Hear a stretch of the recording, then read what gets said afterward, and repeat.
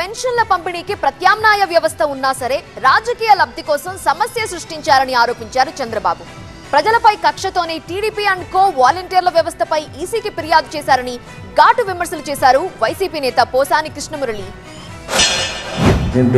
తప్పుడు చేసేవాడిని, తప్పుడు పనులు చేసిన వాడిని సమాజం ఎట్టి పరిస్థితులు ఉపేక్షించదు, క్షమించదు. వెరీ క్లియర్ అండి. కానీ ఈ ప్రాసెస్లో బకాసుని చూసాం, రావణాసుని చూసాం, దుర్యోధను చూసాం, లేకపోతే చరిత్రలో చాలామంది రాక్షసులను చూసాం.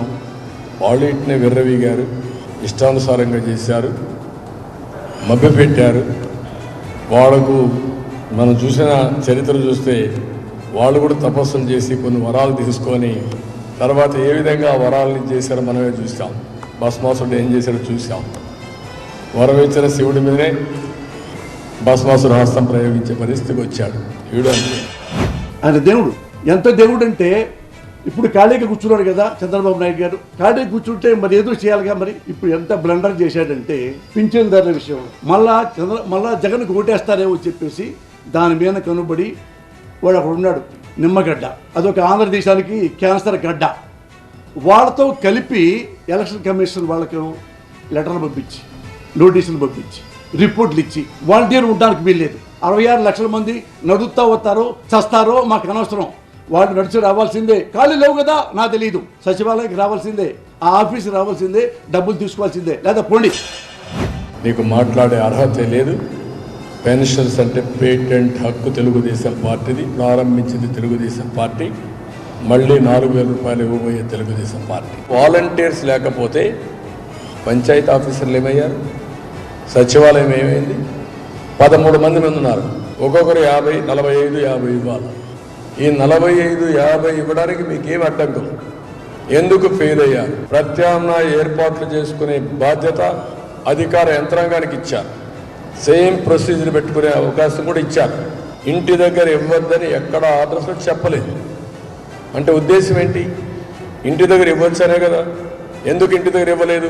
కావాలని వాళ్ళు చేశారు, వీళ్ళు చేశారు, అపోజిషన్ చేసింది, చంద్రబాబు నాయుడు చేశాడు అని తప్పుడు సమాచారం చెప్పే పరిస్థితికి వచ్చారు. అందుకే ఎన్క్వైరీ చేయాలి.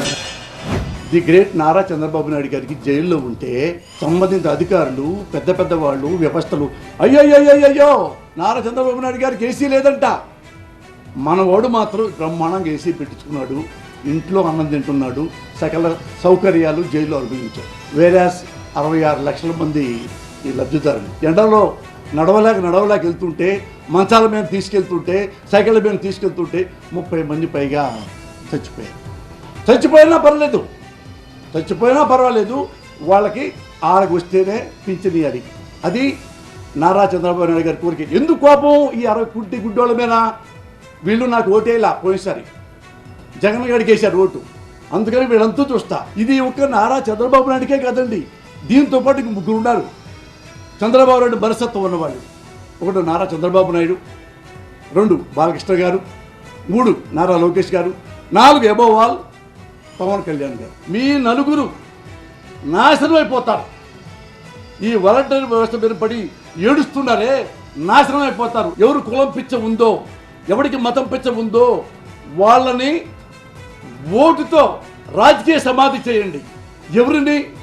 ది గ్రేట్ చంద్రబాబు నాయుడు, బాలకృష్ణని, ఈ లోకేష్ అనేవాడిని, పవన్ కళ్యాణ్, వీళ్ళని జీవితంలో మిమ్మల్ని రాజకీయాల్లోకి రానివ్వకుండా తరిమి కొట్టండి ఓటుతో. అప్పుడు మన ఆంధ్రదేశం చాలా ప్రశాంతంగా, చాలా సంతోషంగా ఉంటుంది. నేను కులంలోంచి వచ్చిన వాడిని కాదు, జనంలోంచి వచ్చిన వాడిని. ఎవడు మంచి వాడి పక్కనే ఉంటా.